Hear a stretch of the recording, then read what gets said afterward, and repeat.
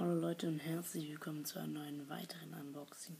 Heute haben wir den Mini DisplayPort to VGA Adapter. Diesmal offiziell von Apple. Jo. Fangen wir an. Hier hinten noch einmal wie er aussieht und hier die Erklärung, wie es funktioniert.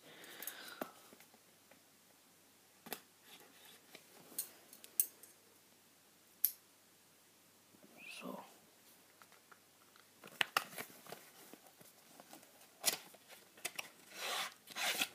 Einmal hier der Stecker hier so.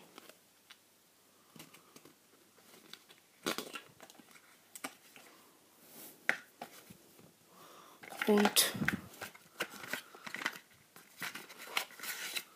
weiters noch ein paar wichtige Zettel. Infos und so weiter. Garantie. 1 Jahresgarantie für so etwas. Hat man aber auch genug gezahlt dafür. So, macht's gut. Bis zum nächsten Mal. Tschüss.